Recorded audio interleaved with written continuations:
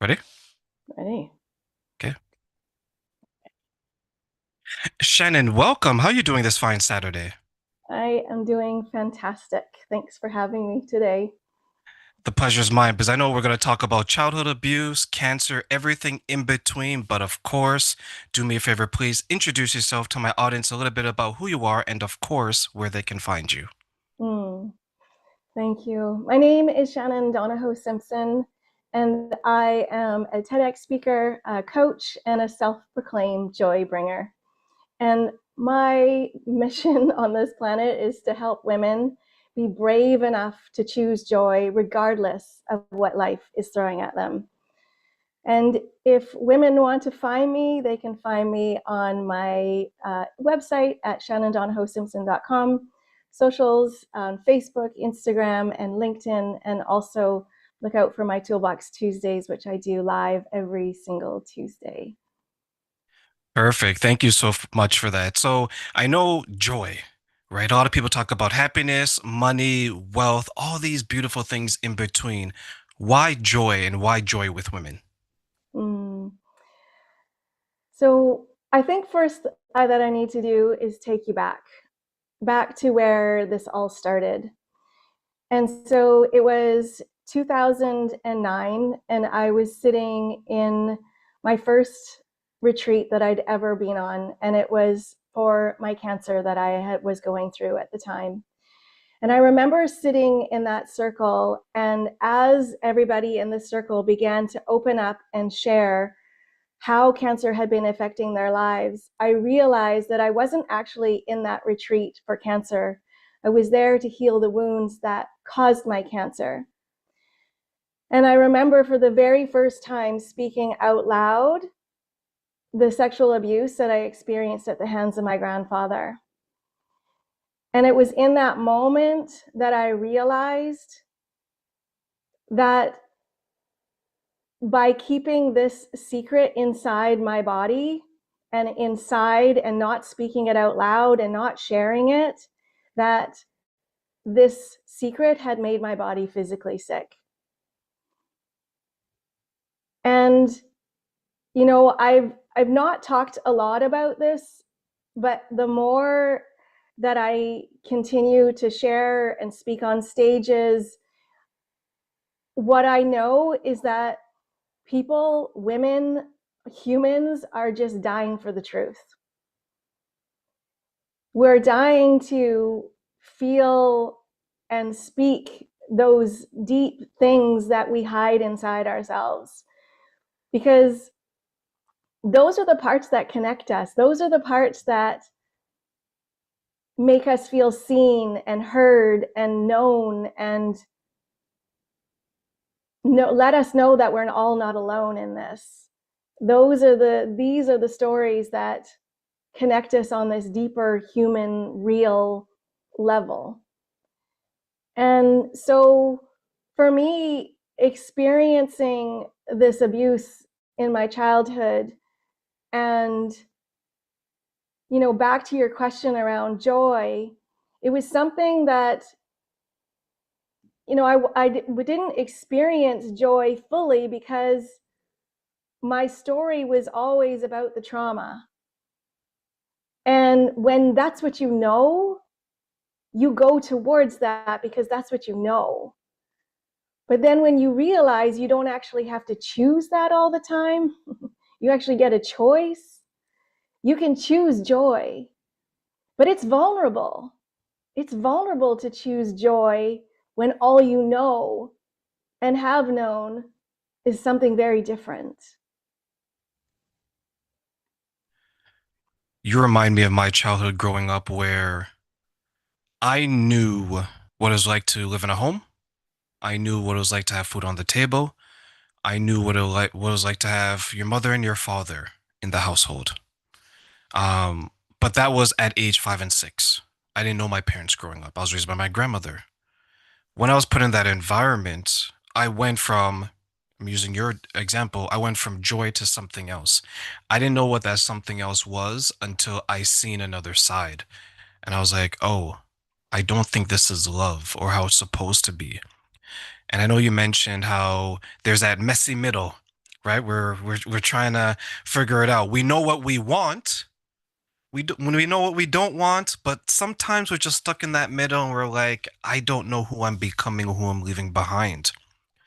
When you were experiencing the abuse, in hindsight, what do you think were some of the things that were happening to you, either from an emotional aspect or even your body, from a physical aspect? Well, yeah, that's a great question.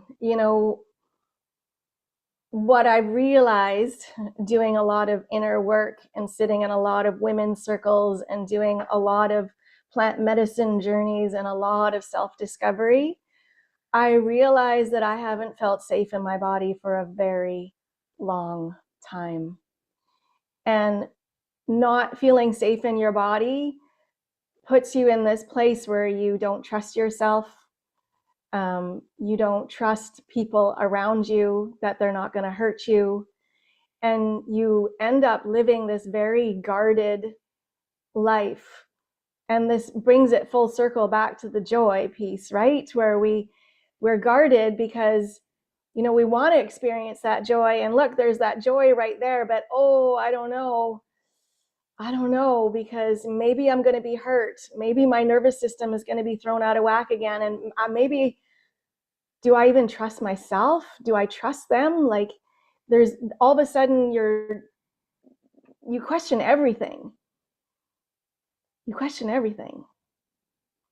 And so this has been the journey to where I am now. Just recently, in the last 2 years, going through a divorce, which I'll have to say out loud was one of the hardest things I've ever done in my life. This is my second divorce, and you know, I honestly would do cancer again than go through this divorce. When your family is broken up and everything that falls apart, and you're watching your teenage twins trying to navigate, all of the things, it's just heartbreaking. And all of a sudden you're there going, who am I? Who am I? Like, and there's this crazy moment when you're like, I don't even know who the fuck I am. Like, I don't even know who I am. And it's crazy because I was 50 years old at the time, and it's this moment where you're like, how is it possible that I've gotten to age 50 and I don't know who the hell I am? But it's so beautiful to be sitting here with you today, and all the work and all the amazing things and stepping into joy, and like literally the incredible things that are unfolding in my life because I've done the inner work and I've allowed myself to feel all the hard things that I used to numb with alcohol, that I used to drink every single day, or numb to stay busy, or all the things that I used to do to not allow myself to feel because it was my protection mechanism. And so it's been an incredible journey of self discovery. But as we move through all these really freaking hard things in our lives, we have to have that. It's like the polarity of things, we have to feel the freaking pain and the depths of the pain to really be on the other side and feel the depths of the joy. And there's something really incredibly beautiful about that. And so so many people are afraid to feel the hard. They're afraid to have the hard conversations. They're afraid to go to the depths with the emotions. But on the other side of that is joy that you can't even explain. And it's incredibly beautiful. Sometimes you have to fall down to be able to look up and see the stars. Oh, yeah. Oh, yeah. You mentioned that you didn't know who you were. Did you feel as lost at that age as maybe you felt in your childhood years? That's a good question. I think, well, what I know is that we come into this world and we are this blank slate. These pure, innocent, alive, bright, shiny, amazing little humans. And then life starts happening. We get influenced by, society and parents and teachers and people and events and scary things that happen to us. And, depending on our environment, and, I feel like all the way up to my cancer journey, like when I was diagnosed, it was like I was slowly slipping away further and further from who I was when I came into this planet. And then that awakening, when I realized in that moment, when I was sitting in that circle and I was like, oh my gosh, like, I, this cancer is because of all the things that I've gone through in my life. And it was just this moment where I was like, I don't even know who I am. And so it's been from that moment moving forward, rediscovering who I am. And I know that's a big part of why my marriage ended, because I was on this mission, this journey to find out who I was, and all the modalities, like I said, everything from plant medicine to women's circles to counseling to energy work to cold plunges to all the things. And my partner didn't want to go on that journey with me, and it doesn't make him wrong. He's a beautiful human. um, but I changed. I was returning back to my real authentic version of myself, that, and actually going, if I can trust myself again, I feel regulated in my body. I feel safe in my body.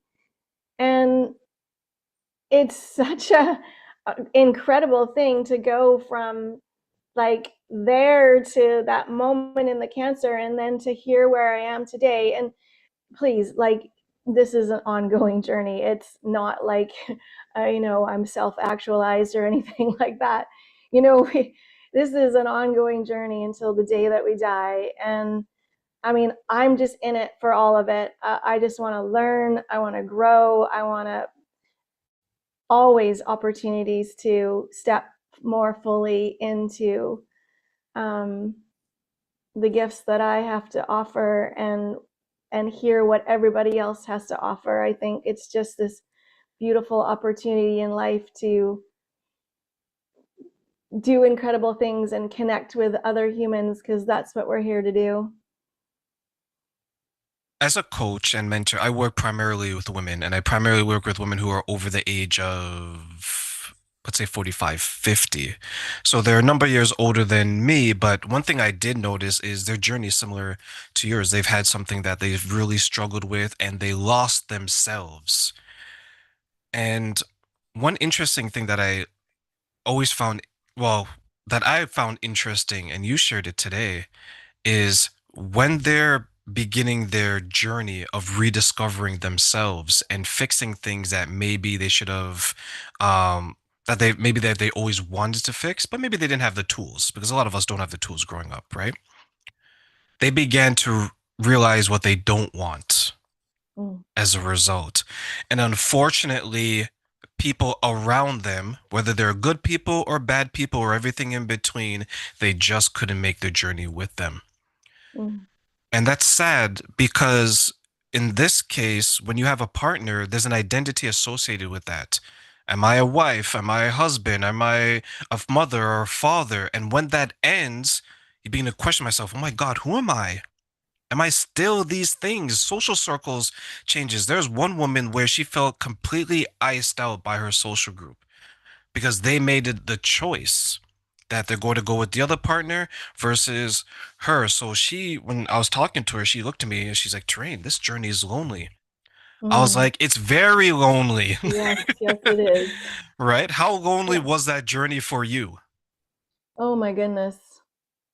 I, oof, very lonely. Like, I was very close with my ex-husband's family, and that completely ended, like all pretty much all connections. And a lot of our friends, again, changed. They, chose to continue to be friends with my ex. And yeah, I was really quite um, grateful. I had an opportunity to, um, a very close friend of mine had a, believe it or not, a penthouse suite that was sitting empty, overlooking the ocean. And I ended up moving into this penthouse suite, literally gifted to me, as my ex-husband worked out of town. So when he was out of town, I would stay at the house and then move back into the penthouse suite. And as much as it was lonely, it was the very first time that I think I'd ever spent that much time alone in my life. And there was something incredibly beautiful and healing about just being in this space, having my own time to journal and to cry and to go for walks and to watch the sunsets and to watch the sunrises and to feel every emotion that came up and have the space to do it. It was the most incredibly beautiful thing. You know, when I was diagnosed with cancer, my husband had two broken hands. I, my twins were 1 year old at the time, and my son was diagnosed with autism while I was in the middle of chemo. It was an incredibly difficult time. And our marriage was in the sense of all the things that we went through, from going through, even that part of it, but then we just had a lot of difficult times supporting our son, moving through his journey, and then moving over here to Vancouver Island, which we thought was going to be, you know help solve all the problems, but as we know, when we move, the problems just follow. And you know so yes, lonely, but incredibly amazing to have that time for myself, because for so many years all I did was support my family, support my husband, support everybody around me, and there wasn't a lot of time for me to have my own space to know who I was.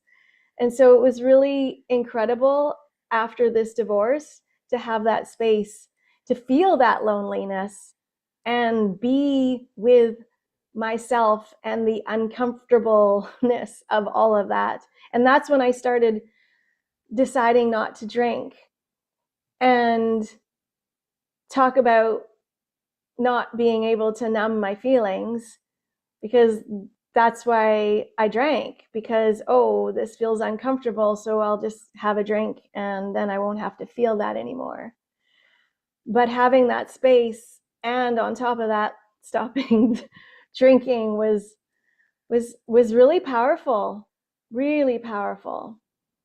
So the loneliness was hard, but it also was a great mirror to look inward into myself. From tears of pain to tears of joy, Mm, yeah, yeah. right? And you're looking at, and you mentioned drinking. It's interesting that the things that we pick up when we're suffering the most are symbolic to a lot of parts of our life in a way, right? You'll have someone that develops, let's say, substance abuse or alcohol, or they're womanizing or they're using men, whatever it is that their outlet is, it's because they need something. They're numbing Mm-hmm. one way or another. I know you mentioned you lived on an island. You went from like living on a physical island to like an emotional island. It's just you and Mm-hmm. your thoughts, right? When you're alone with just your thoughts, just you, what were some of the things that you learned about yourself? Well, I it was very quick to see how I wanted to look outside myself constantly for support. And it was through that process that I learned that nobody outside me is coming to save me. Like, I know in the past I've been very judgmental, and I've been that person that points the finger at everybody else. I spent a lot of years living in victim, woe is me, until I realized that, as I'm pointing the finger at everybody else, that there's three fingers pointing back at me. And the only person that I can change or support and love is myself. And when I love myself and support myself and believe in myself and trust in myself, the ripple moves from here. And even just in the last month, the shifts that are unfolding in my life, and just watching what's unfolding even for my kids, like, it is magical. It's so amazing when we stop trying to freaking fix everyone else and we focus on ourselves, and the magic that unfolds effortlessly. It's incredible. It's quite incredible. But getting to that place where we stop blaming everybody else and wanting to point the finger, um, and being brave enough to trust ourselves and go inside for our own answers and our own guidance, it's it's very freeing. It's very freeing. What were some of the ways that you found the ability to trust yourself and to be courageous in that trust? Mm. Well, there's a lot of different things. Um, doing the things that make me really uncomfortable, and knowing that on the other side, um, I'm still here. I'm still okay.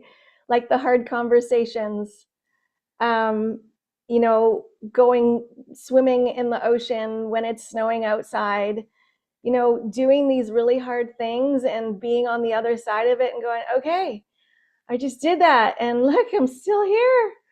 This is amazing. Or breath work, or women's circles, or sitting down with counselors, and all the things that support me to come back to my breath, trusting my nervous system, feeding myself amazing, nutritious, whole food, just all the things that support my body and bring me back to myself. And those don't even have to be big things. They can just be pausing in the moment and taking like 3 deep breaths. Because before, everything was react, react, react, react. And now I can be in a situation where one of my kids is like super flying off the handle, and I just stay grounded in my body. I take some deep breaths. I don't even raise my voice. And it's so incredible because the old me would go there with them. Like, this would be them and I would go there. And now I stay down here, and then they come back and join me. And it's so amazing. It's so amazing. When we can stay in our body and stay regulated, it's just been an incredible tool, and it hasn't come easy for me. I was just recently diagnosed with ADHD and just recently reconnected with my support worker that was my support worker in grade one. 46 years I hadn't talked to her. And she's like, Shannon, your voice still sounds the same. I was like, Mrs. Hall, it still sounds the same too. It was so amazing. But like all these things that I'm learning about myself, it's such, it's so amazing. But not only is it amazing, it's so good to be able to, share these tools with my kids. I'll tell you why I asked that question because I love hearing stories like yours because it reminds me of a time where I was pleasing everybody. I was pouring to everyone's cup and I would neglect pouring into my own. So one thing that I grew up doing was I needed to perform, perform, perform because that's how I got the attention, the validation, and the accolades. Give me more accolades, I would feel good. Until Shannon, the one day I felt that I had a fantastic year, but things began to fall apart. I didn't get the award at school. My parents' divorce and my relationship ended all within the same year. So, sometimes people have a safe space either at home, in their relationship, the arms of the person, or at work. All of those are taken away. I learned a very hard lesson that day. And the lesson was if you're always going to look for external things to make you feel good or to soothe yourself, you're always going to be chasing. And Shannon, I was tired of running. Mm-hmm. Yeah. So I took a moment and I said, Terrain, what can you do to make yourself feel joyous? Mm. What can you do to make yourself feel content? Because there's going to be days where I'm unhappy, but am I content with my life despite me being unhappy? And you know what I did? I found out that I like to drive. So I'd go Mm. on road trips. I found out that I love sushi. So I'd go to sushi buffet. I was celebrating myself because I thought celebrating myself was arrogant. I thought it was a Mm. negative thing to do. So when you shared the things that you did, I was like, Shannon, you get it because you and I are on the same page. Mm. What are some of the ways today, the woman that is filled with joy despite everything that she's gone through, how do you celebrate yourself? Mm. Oh, I love this question so much. I dance. I dance. I love to dance so much. I love to sing. I love to eat sushi too, so I'm into sushi. I love to go out for nice dinners. I love sunrises. I love sunsets. I love a great, deep, real, honest, beautiful conversation. I there's so many things that I love. I love art. I love photography. And I love speaking. I love this. I love real, honest, vulnerable, raw conversations that people just are dying for the truth. They just want to hear these conversations. And I love them so much. But yeah, dancing, singing, there's just so many things that I love that light me up. And that's the thing. If you follow the joy, then the rest just unfolds. Follow the joy, and the you just become this like radiant magnet, and things just keep flowing and flowing into your life. And that's what the last several years has been for me. The more that I am brave enough to choose joy and realize that it's, like you said, not selfish. It's what we're actually, it's our birthright to be joyous. It's what we're meant, it's what we're here to do. So yeah, thank you. Are Yeah, you are you a dancing and singing in the rain type of lady? dancing, singing in the rain. Well, I guess I could, but I haven't been dancing and singing in the rain. No, I've been taking kazumba and salsa and bachata, and tonight I'm going swing dancing. So very exciting. And I spend, actually, it's one of the things that I do when I'm moving through a really difficult emotion. I just put music on and I just dance in my kitchen. And it's one of the ways I move out my emotions. It's a big thing for me. I used to store that emotion in my body, And now I just put on music and I dance it out. That's one thing I have observed about myself because I used to drive to work, and where I used to work was in a different city that I am in now. So it was probably a 45-minute drive. And like many people, when you're driving out there, or even when you go to the gym, you're playing music.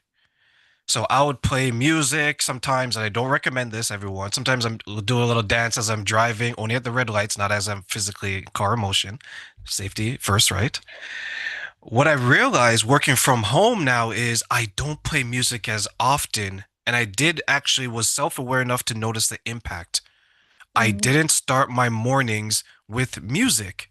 Mm. So I had a difference in the level of happiness. So what I did to offset that was I wake up in the morning, I have a playlist on my computer and I play it. Even though I can be in the shower somewhere, I can hear it faintly. So the music is still filling my mornings. And I Mm. noticed that my mornings are so much better with it. It's like cleaning. I can't clean without music. I'm scrubbing the bathtub, I have music Oh playing. man. When it comes to finding things that bring us joy, what do you think are then maybe some of the obstacles that people miss in finding those things, such as me noticing that I wasn't starting my day with music anymore, but I found it?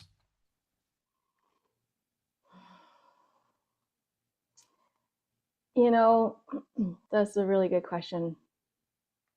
For me, and I can't speak for everybody else, but it was actually fear of trying new things. Like this fear that I was going to get it wrong, or there's like I'm taking sailing lessons right now, and the thought of going out in the ocean and like trusting a sail and like not knowing how it's all I'm going to turn it around and all these things. But it's being brave enough to go out and try new things. Like even tonight, going to this swing dancing thing, I actually only done it like once, and I'm a little bit nervous to go, but I'm gonna go anyways because on the other side of that, it's gonna be a lot of fun. So it's just being brave enough to go out there and try new things and say yes. Like whatever it is, because sometimes we don't actually know, or even going back and thinking about things that we used to do when we were kids. Like what are those things that bring you joy? And it's just this old story that as adults, we can't be silly. Well, I say bullshit. We freaking can be silly. Like go to karaoke, like go be silly, like do all the things, like dance when nobody's looking or when people are looking. Just embrace the joy. Like go to the whatever comedy shows, do the things. But it's we get in these routines and we get stuck in our routines, and I'd say break the routine once in a while and go do something different. Shift things, do things differently. I used to do the same thing all the time. And now, no. Let's try new things. Let's try new things all the time, even if it feels uncomfortable. I wonder, and I say this respectfully, I wonder if that's because as I get older, I began to think that as well. I wonder if that's an age thing. As we The get fear? older, yeah, because, and I'll elaborate. In our 20s, and maybe you've experienced this, we're invincible, we're bulletproof, we're Oh Superman, yeah. Oh yeah. right? But we develop a routine that lasts, at least for me, all of our 20s. And the reason why I broke it, or at least one of the reasons, was everything around me was falling apart, like I mentioned. I hit Mm, rock bottom. I had to break it or continue to descend into hell at mhm, that point, mhm, right? mhm. So now as we get older, I think because we're reaching the point where we've lived long enough in certain situations to know what we don't want. So now Yeah. when we're looking forward, we're like, okay, I'm going to live my life like how I want to live it because for the last 10, 20, 30, 40, 50 years, I was living it the way someone else wanted me to live my life. What Mhm. are your thoughts? Oh yeah. I 100% agree. I mean, for me, my I had a lot of anxiety, And my anxiety, my coping mechanism was to do things the same. I would make sure my house was clean. I would do the meals. I mean, I also raised my son, who, moved through and autism. And a lot of that was keeping things regular. He did not like when things were new or not in routine. So that kept me doing a lot of things in routine as well. But what I'm also know is that, the apple doesn't fall far from the tree. we're we're very similar in a lot of those ways. And so, but that was my safety. Like if I can know what's coming next, like even to the point when we would go for a picnic, I would have to have the apples cut. I would have to have everything in the bag the way, perfectly. There's that perfectionism, right? And that was part of my safety. Like that would help me regulate my nervous system. But now that I'm able to regulate my nervous system like on my own because I trust myself more, and I've done so many things outside my comfort zone, and I'm still here to talk about it. The more that I do those new things, the more that I feel safe in trying another new thing. But it doesn't happen overnight. But it absolutely, it's even like you were talking about, as we get over, it's like even trying to make new friends when we're older. Like when we're kids, you go to school and all the friends are there, and then all of a sudden, you go through a divorce, and then all of a sudden your friend circle is like significantly less, and you're like trying to, like, even dating. Oh my gosh, dating in your 50s, it's a thing. It's a thing. And it's so uncomfortable and just like, oh my god, like seriously. But it's again being brave enough to do it anyways. And I have enough tools now, being in my 50s, of the things that I don't like. So it actually is a lot easier to see what I do like. So, yeah, I don't know if that answered your question, but It did. And when you mentioned dating in your 50s, I was speaking to a lady I coach. She's in her 60s. And I said, I call that later love. all right, later love. Later love. Because she would tell me that during growing up, I thought love was only for people in their 20s. And I was like, 20s? I'm like, love doesn't expire. Well, I'm like, humans expire. I'm like, love doesn't expire. But she found romance. She found someone that she's living with now, and all the hard work it took. I was working for her probably 3.5 years Wow. just getting through it. And now she lives with her partner. They're in love. She retired earlier than she ever expected to. And I share that because, yeah, there's a lot of people that think that I say when you get married, for those who want to get married, I'm like, that's a championship, Mm, right? Sports analogy, championship. Now, if you divorce, that's just like, okay, you're the number one team, you won the championship. The next year, you're the eighth seed, right? You're not as, you're not a championship team because you don't have that. Doesn't mean you're bad, good. It just means it's a different year. But for her, I would explain to her, I was like, don't ever give up on love. And I always made the joke, I'm like, I get it. Back in your teens, all he had to do was go to the farmer's market, drop the handkerchief. He saw it, he picked it up, and you guys went home on the 5 cent ferry. I get it. I absolutely get it. But dating these days, yeah, it's totally different ball game because one, there's online dating, which probably wasn't a thing for many people who are over 50, 60, and so on. Two, from a woman's perspective, I hear that now women have to make the move, whereas maybe growing up, the men were a little bit more forward. So I can understand the dynamic shift for mm, women like you. mm-hmm. Yeah, it's a thing. It's a But love thing. is out there. It doesn't It expire. is. Love is out No, there. no. Oh gosh, no. No, no. No. It's there's stuff coming. There's good stuff coming. And the more that I love myself, and thank you for this conversation. So, you know, let's talk about lists for a second. You know how you say you make the list of the guy or the girl that you wanna be or have in your life. And there was this woman on Instagram, and she was talking about this, and she goes, make the list, but become the list. And I was like, oh my gosh, I love that. She's like, become the list, and then you will magnetize the partner that you are, desiring. And I was like, oh my, I love that. So that's what I'm doing. I'm becoming the list. And then I will magnetize the incredible human that's meant to be in my life. 100%. And that's exactly, I'm glad that you came across that. That's exactly what I teach. I'm like, know what you want, know what you want to become, but don't go in there like a job interview. Right? Don't go there with a physical list. Okay, Johnny, do you do this? Do you do this? Do you do this? And he's like, whoa, whoa, whoa. Can I have bread with first before I right? Because you don't want to be that person, but I've been in situations like that. I remember years ago, I went on a date with someone, and after the first date, and she's like, Terrain, okay, I'm gonna have a conversation with this is gonna go. I'm like, perfect, let's have the conversation. She said, in 3 months, I want to be engaged, 6 months, I want to be married, and 9 months, I want to have a kid. Whoa, And I sat there and I whoa. was like, okay.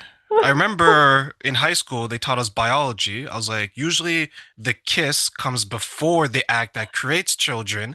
I'm like, we haven't even kissed yet. And here I am on on a 30, 60, 90 day plan. Oh my god. Right? Wow, that's a lot. Yeah. Wow, And I that asked her is. why, because she piqued my curiosity with this insanity, Shannon. And she was like, well, all my friends are getting married. I'm like, well, that's not on me.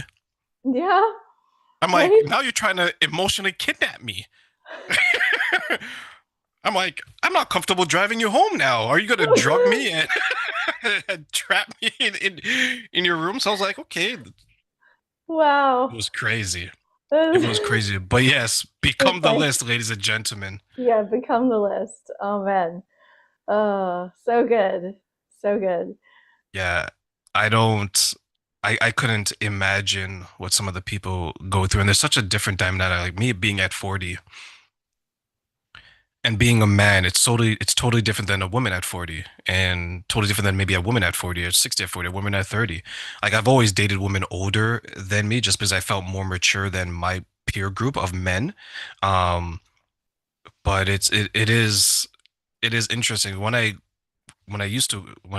go on dates with them and I speak to them, like hearing a woman's perspective, it was like, yeah, okay, we are complaining about the same things, but no one has those types of conversations. We think it's Mars and Venus, how women have all these ridiculous standards and men think the same thing, but no one talks to each other. So it's an interesting experience dating in the 21st century. It sure is. It sure is. But I'm excited about what's to come. Yeah. So for you now, when you move forward from your past relationships and you're looking forward to the future and and looking to create um a situation and lifestyle that you want, what are some of the things that you want to be a part of your life today that maybe you didn't think you would want to be a part of your life in the past? Hmm. Well, intimacy is the word that comes up for me. And, I don't think, um, I didn't know the difference really between intimacy and sex. I honestly, I do believe I thought they were the same thing. And being like in in a situation now where I have these incredibly deep, deep friendships where, we can give each other like these 5-minute hugs. And the old version of me would be like, what is going on? Like, to me, that was something that you only shared with your partner, and so for me moving forward, having these really deep, intimate relationships in all of my friendships, but then also being able to invite someone in my life where I can have that intimacy and then that deeper intimacy. Because I didn't know that growing up. I grew up in a house where there was no I love yous, there was no hugging, there was no physical touch. And so it's something that I really had to learn and trust. And so I'm inviting in like intimacy and just beautiful, deep, real conversations. And these are the things that I didn't have really in, past relationships. Like they were there, but it wasn't something that I I knew that I really needed. Like you've heard about the five love languages, right? And you know, for me, I've learned that I need physical touch, and I it's absolutely one of my love languages. But just learning these things about ourselves and what we need, and then being able to ask for what we need, and because I know sometimes we assume the other person knows what we need. And then when they don't do what we need, we then become resentful. But what if we're actually brave enough to ask for what we need? And then there isn't that opportunity for that resentment to build up. So being brave enough to have those hard conversations when they come up. And yeah, I'm just inviting in all the parts, like all the things that may be uncomfortable, and also the invitation that there is you as a couple, but there's also you as your individual self, and not to lose that anymore. Like I don't actually need to go into a relationship and say, oh, that person's going to complete me. That's fucking bullshit. Like I am whole. I am whole. You are whole, and we are together amazing, and yet I am still whole. And so being able to, maybe that person doesn't like to dance, I don't know, but I still get to dance because that's my gig.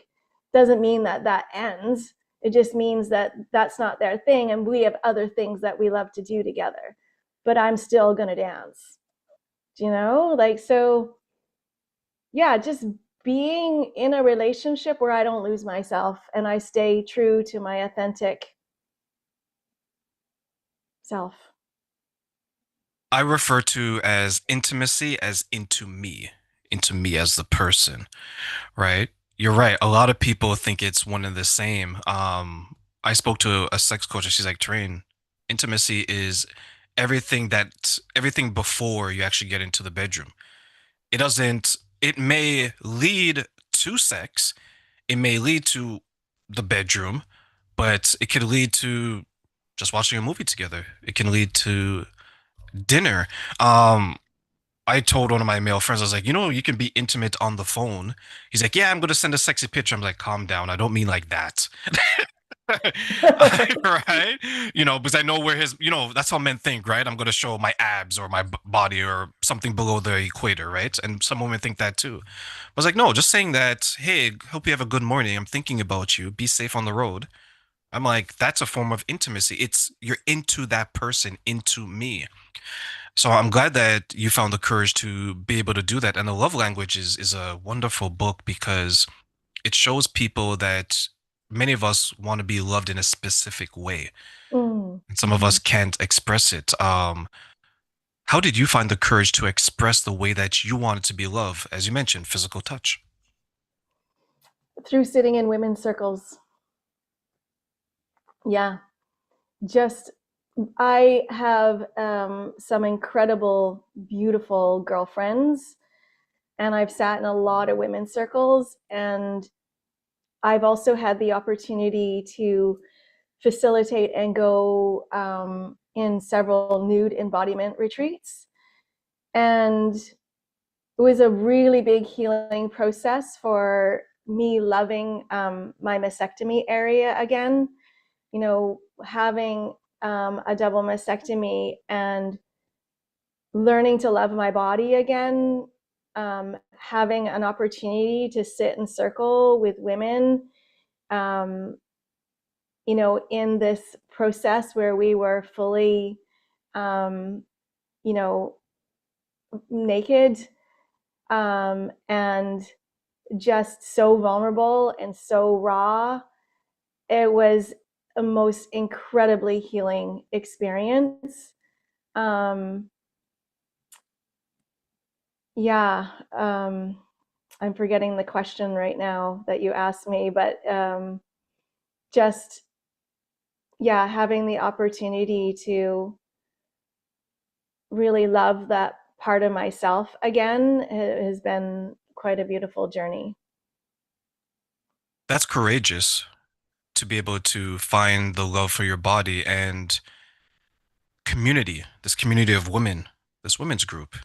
I think that's very important. And I wish that was something that was more present. It seems like community isn't as it's not on the forefront of a lot of people's mind. Like a lot of people I think they could do it themselves. Mm, Which is unfortunate. I see men and women will, instead of dealing with whatever it is that's going on in their life, they'll work 12, 14, 16, 18 hours at work. mm, They'll hide themselves within their job. mm, Um, when it comes to these women's groups, what do you see are maybe some of the commonalities that they're facing in regards to their day-to-day journey to love themselves better and feel better? mm. Well, I mean, when I'm sitting in circle, one of the things that really, there's something amazing when you are speaking out loud, like what you're going through, whether it is, stuff that's going on with your kids at home, or a partner at home, or maybe somebody's passed away, like all the different things that show up within the circle. But a lot of the things that have come up in our circle is a lot, actually quite a bit around intimacy and sex and different things that women are afraid to talk about out loud. And when you sit there and you're brave enough, or you listen to another woman be brave enough to say these things out loud, and you see all these heads in the circle nodding, you're like, oh my gosh, there's other women that are experiencing this too. And all of a sudden, you're not alone. And there's something so amazing when you can say it out loud, but then have witnesses and then holding you in that. And then afterwards to just come together and like the most amazing hugs, and women coming up to you afterwards going, I got you, you're going to get through this, you're going to be okay, call me anytime you need. Like all of a sudden you're like, you have this support network around you, and you're like, I can do anything. Like I can get through this because I'm not on my own here. I got my sisters. I got my sisters. So there isn't really one specific thing. There's so many women's issues out there. There is, every topic has come up in those circles, but a lot of the things, especially around, women and being in our like later years, and what it is to ask for what we need, and being brave enough to do that. So, yeah. What role do you think maybe guilt and shame plays in a woman's role to ask for what she wants and what she needs? Oh boy. Yeah, that's a big one for sure. There is definitely a lot of guilt and a lot of shame, especially when you think, like for me, even like around my grandfather, and my experience around past relationships, and you know not, how do I articulate this, getting myself into situations with men, that I wish I'd never had done in the past.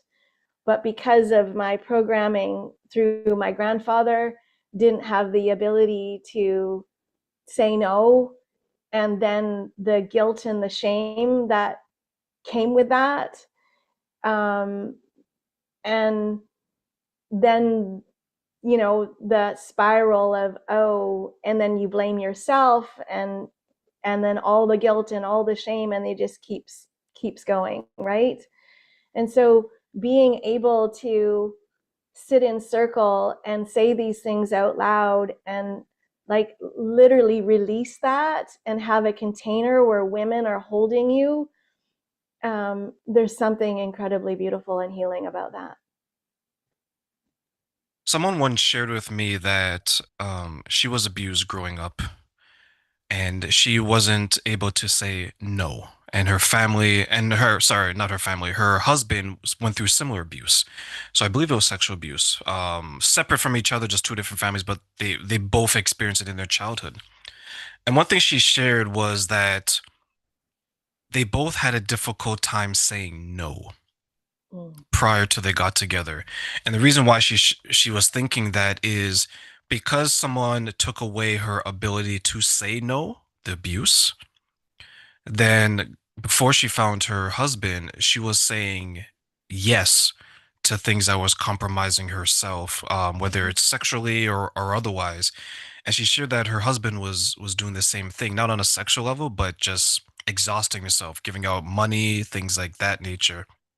And it's interesting to see the impact that when someone takes away a child, a teenager's ability to say no, they grow up feeling a sense of guilt in telling someone no. And maybe some of them become people pleasers. I will do everything for you and nothing for myself. Yeah. What are some of the ways that you noticed that it was showing up in your life, either romantically, professionally, or even otherwise? Oh yeah, I resonate with that 100%. For sure, people pleasing all the time. Really having a very difficult time saying no to anything. I would, it was this constant desire to have people like me. Um, and yeah, and it was all around, my worth was around what I could do, what I could produce. You know, my worth wasn't around just me being, but constantly always looking to please other people. And it was exhausting. And it came to a head one day, and I've told this story before. I got home, so I crossed Canada in a rooftop tent with my kids for 2 months, and I got home, and my foot had been in pain for over a year, and I couldn't shake it. I didn't know what the heck was going on. So much pain in my foot. And I was I was supposed to be hiking the West Coast Trail 3 weeks later. And I get a hold of this woman that does massage and energy work, because I'm like desperate at this point. I never worked with her before. And I go to see her, and I'm laying on her table 2 days later, and she looked me in the eye and she said, "Shannon, you're full of resentment." And I was like, oh. And that week I went to see two other practitioners. And I remember walking in to see my massage therapist, Daryl. And I said, "Daryl, my foot is still so unhappy." And he looked at me and he said, "Shannon, is it your foot that's unhappy, or you that's unhappy?" And I'll never forget, I released so much emotion during that session, like anger, fear, cried my eyes out. And 3 weeks later, I hiked that West Coast Trail, and there was no pain in my foot. And that was that resentment of needing to please everyone else.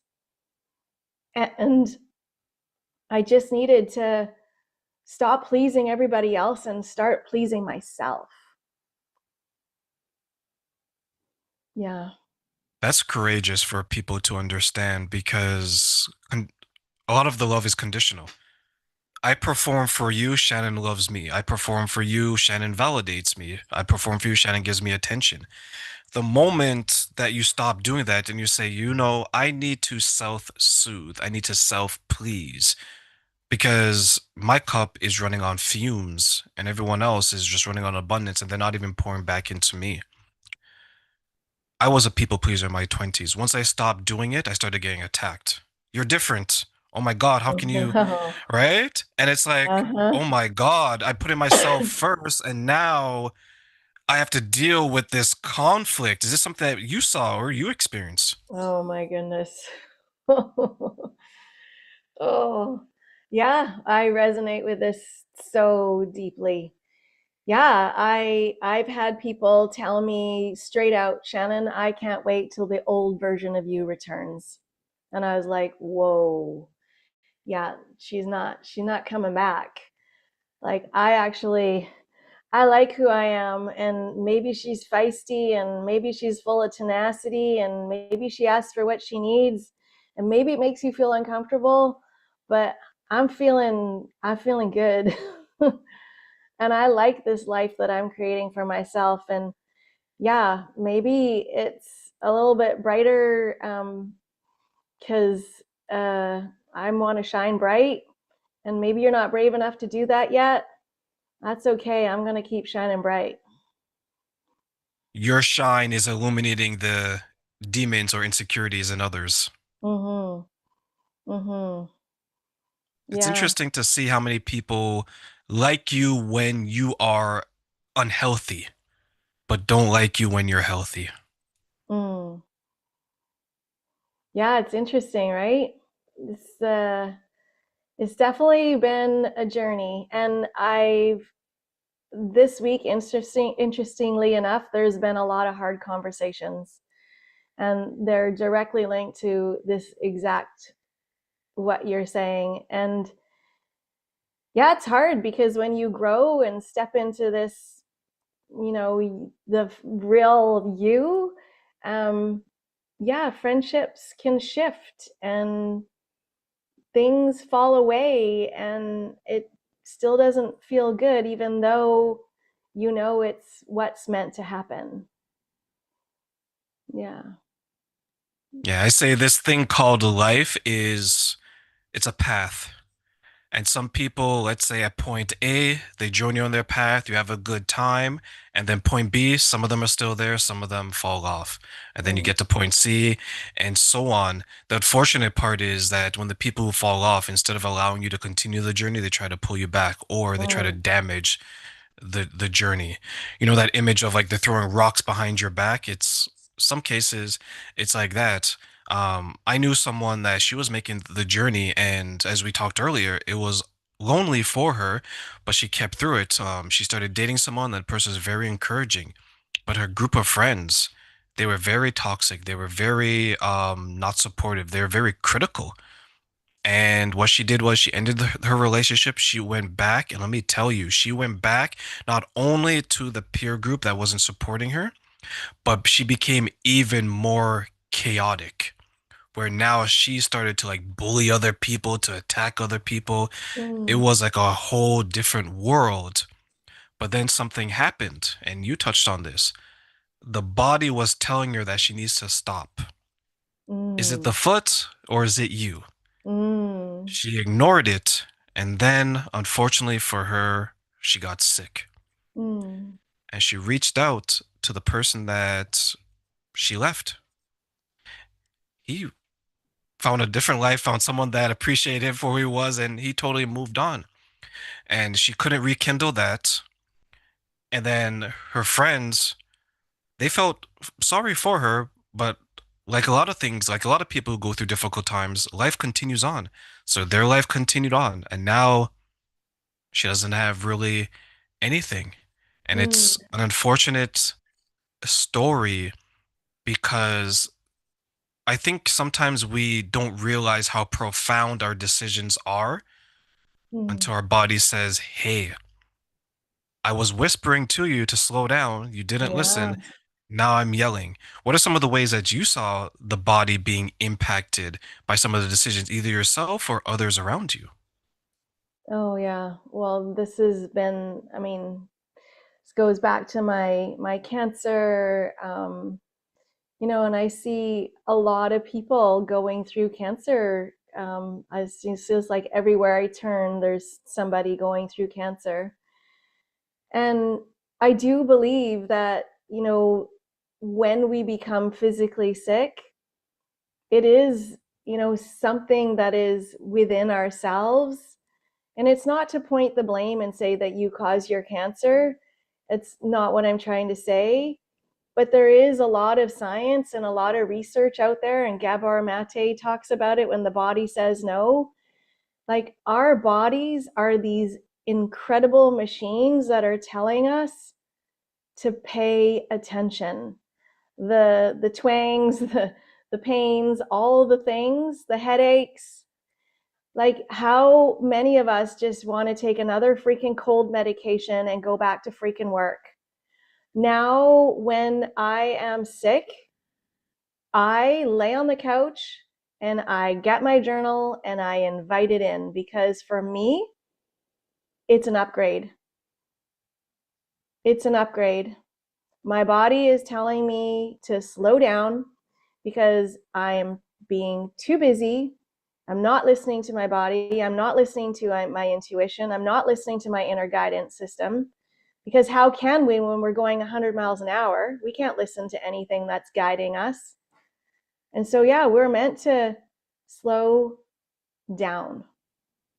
And it's an invitation to listen. So, yeah. Let me ask you, Shannon, one final question before I let you go, but I want to give you three wishes for this question. You can't wish for more money and you can't wish for a bigger island that you live on. Okay. No, I cannot. What are three things you wish people knew about rebuilding a successful life after trauma and why?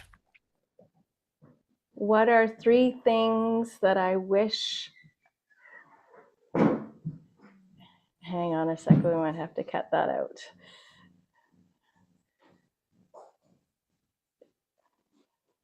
Sorry, say the question again. I'm sorry. That's okay. What are three things that you wish people knew about rebuilding a happy life after trauma and why? Oh, three things. I mean, just being brave enough to show up and try new things, even if it feels uncomfortable, and move towards the joy. That has been my biggest guiding system since all of this has been unfolding, is just continue to move towards the joy. Listen to your body. When your body is feeling uncomfortable in certain situations or around certain people and it doesn't feel good, then listen to that. And I guess my final thing is, be open to know that we can't fix anything outside of ourselves. We can't fix other people. All we can do is do the inner work, love ourselves, have compassion for ourselves. And when we do that, the ripple effect that unfolds is is magical. So it doesn't start with looking outside ourselves all the time. It starts with coming back to ourselves. And the only person that I can change and love